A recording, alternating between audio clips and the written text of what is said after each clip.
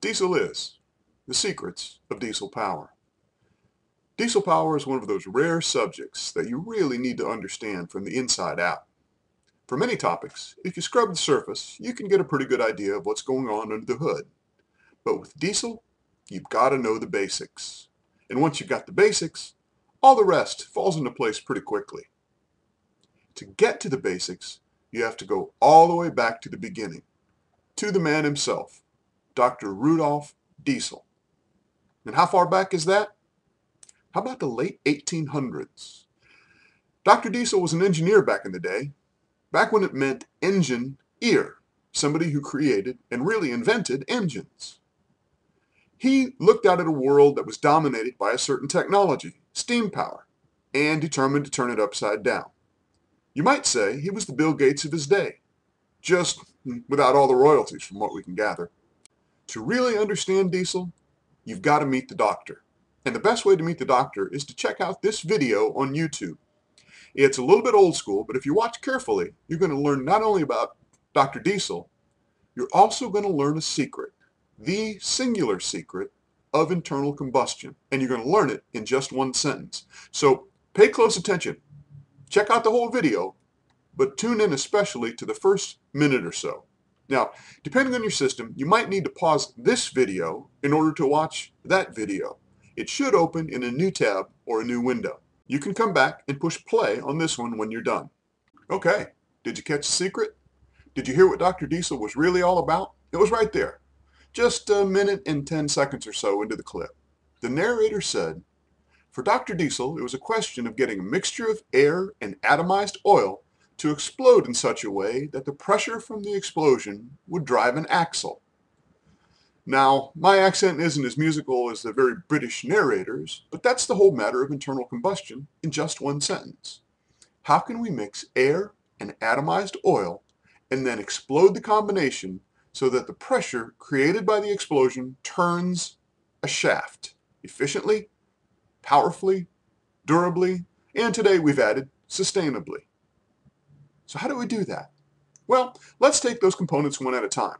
We start with an explosion, right? Kaboom! Any explosion is really just about igniting a mix of a flammable substance with air. And of course, the more flammable, the more kaboom.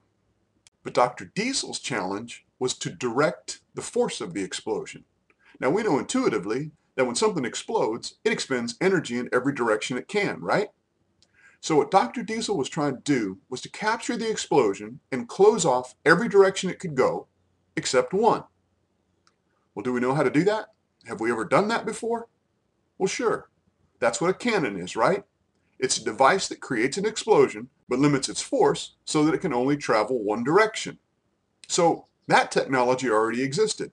We might say that what Dr. Diesel was trying to do was to create an explosion, but keep it inside the cannon. Now, why would he do that? Well, let's go back to his first principle. It was to direct the pressure from the explosion in a particular way, right? So how would he do that? Well, that's a case where he used another technology that had already been invented. Like Gates in the operating system, Dr. Diesel borrowed heavily from existing technology, but applied it to a new problem. You see, the steam engine, the common technology of the day, already used pistons to create power. Piston technology was already well understood. Dr. Diesel's challenge was to move the source of power from the outside, which is where it was with steam, and to light a fire right inside his cylinder. And of course, once you figured out how to do that, you might say he combined the solid walls of the cannon with the piston action from the steam engine. The solid walls meant that he could direct the explosion. It could only go one direction. And the piston gave him a way to use the energy from that explosion. So he sets off an explosion inside the cylinder, giving the force only one direction to go. And what happens? Well, the force from the explosion naturally moves the piston, and obviously it moves it in the direction away from the explosion. So now Dr. Diesel has set off an explosion, figured out how to manage the direction of its force, and he's ready for the last part of his formula, which is to turn an axle, or as we would say, to turn a shaft.